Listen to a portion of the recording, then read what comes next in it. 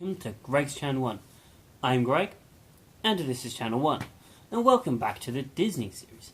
This is the Disney playlist where I go from film number 1, Snow White, all the way to film number 55, which is currently Moana. Now, hopefully they don't release 56 before I catch up. I'm trying. I'm watching these and going through them as fast as I can, trying to get my reviews out before 56 shows up. So, yes, this is number 9. So if you're watching chronologically, you've just seen Make Mine Music, number 8. And if you're not watching chronologically, you've obviously just seen the title and you want to see my review for it. And the film that I'm reviewing is Fun and Fancy Free. Now, Fun and Fancy Free, I'll give you a couple of little tidbits before I get into my breakdown of how I felt about the film, etc, etc, etc. So, basically, it was made in 1947, so 2 years after the war was finished. It's a year after Make Mine Music, and it's going strong. It seems to be picking itself back up. Disney seemed to have got past the hurdles of Saludos Amigos and, oh god, the Three Caballeros. So by this point, they seem to be trying to pick themselves back up. Rotten Tomatoes scores it a nice 71%. So they're trying to rebuild themselves at this point, and it's admirable. It is admirable that they are at least giving it a go. IMDb score it a 6.7 out of 10. Not a terrible score. Not a great score. And there will be many Disney movies that will eclipse 6.7.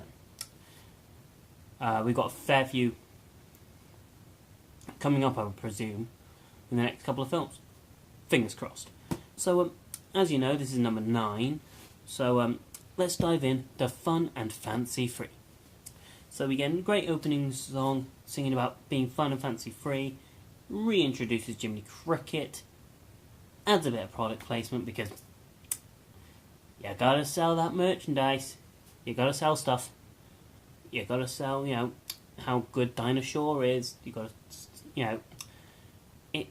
it's fine. I don't mind product placement because back in that time it was a lot harder to get stuff out there, so product placement's a lot easier to do in films in that kind of time. It was during a time where propaganda was massive and you really needed to get propaganda out. So let's continue with the next part of what I'm going to talk about. So, as you know, it reopens with Jiminy Cricket, the voice actor returned. Brilliant. Check. Now, product placement, obviously, check.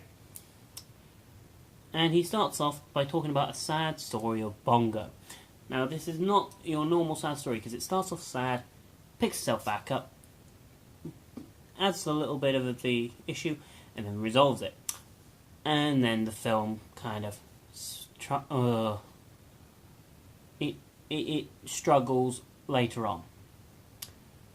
Now, let's get into Bongo and his lovely, lovely story, which I really, really liked. The dinosaurs singing and narrating at the same time is great. I love it. Absolutely love it. And it goes on through where... Sorry. Getting very... need a pen in my hand at the moment. Madness. So, obviously, talks about Bongo being a circus bear. A bear that's tortured to try and create entertainment for everyone. And, he's unhappy. He wants to be a free, brown, grizzly bear. And so, it's about him escaping. He escapes, and he tries to be a normal bear, and he doesn't know how to do it, because obviously he's been a circus bear his entire, for years. Probably most of his entire life. And so obviously he tries to build himself up, he tries to build himself into being, a real bear, and he falls in love with, they add a nice little love story. They go through issues of him adjusting, and this is all in 30 to 40 minutes, and they do it well. And so obviously, Bongo has these issues. He meets this female bear. He falls in love with this female bear. wants to Professor Izzard, but he doesn't know how to do it because, he's not a normal bear. He's been circus bear for ages. And so, then the message behind the song Bears Say It with a Slap. Not quite sure that's the message you should be promoting, Disney. If you love someone, give them a slap. Hopefully kids are smart enough to go, oh, they're bears. Bears say it with a slap. Humans don't. Fingers crossed. So, it's a fun song, it's a great song, it adds character to Bongo. Bongo then stands up to the big bear that's like, no, this is my girl. Bongo steps up, beats him up, wins the girl. Happy days for Bongo. Then it bounces back to Jiminy Cricket, and he moves on. And this is where the movie annoys me. Because for 30 to 40 minutes, it's brilliant. This film is only an hour and 10 minutes long.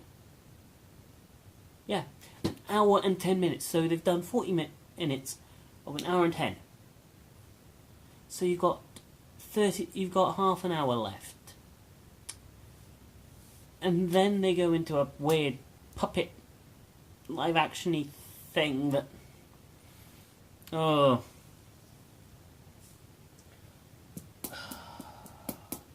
very jarring and it's out of place and it annoys the living hell out of me. Although they do come out with a couple of good puns, and I will give that. I do love a good pun.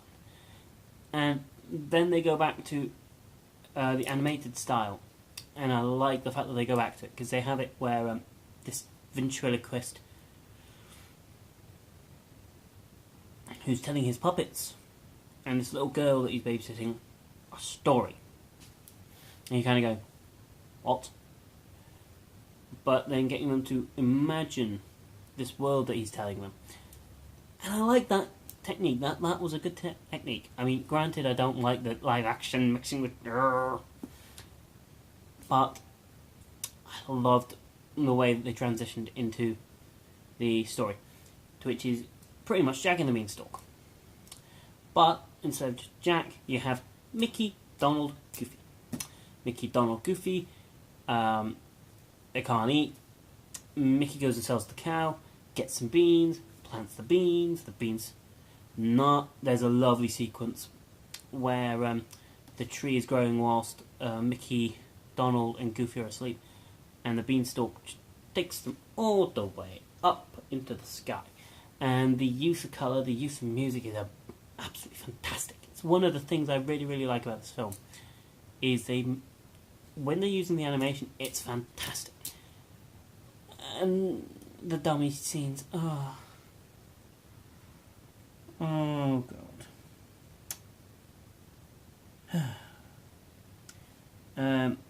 Goofy's fantastic. Donald's bro. Mickey's great. They take on they rescue the harp from which is the carrot. They in the world they talk about it being a happy place where the harp sings and everyone's happy, and then the harp gets stolen by the giant, and that just destroys the entire world, which is why Mickey, Donald, and Goofy are sad, and why they get the beans, and then they go up Beanstalk, defeat the giant, and then happily ever after. And then they decide they're going to throw the giant. Turns out he's not dead. He opens the roof of the building, causing the ventriloquist to collapse. And he's like, "I'm looking for a small mouse. Can you tell me where to find him?" Like, we haven't seen him. Can you close the roof, please? And that's it. And it's like, what? That's a. Anyway, I'm going to give you my score. As you know, I score things from 1 to 5. This, because of the live action dummy crappy scenes, my score was heavily affected. So instead of giving it what I would have done had it have not had it, which I probably would have given it a 4 or slightly higher, I'm giving it a 3.4 because didn't need to have those scenes in there. Anyway, I hope you've enjoyed this review. Coming up next will be number 10, which is Melody Time. Click like, dislike, subscribe, notifications, comments, stuff. Yeah, see you later. Bye guys.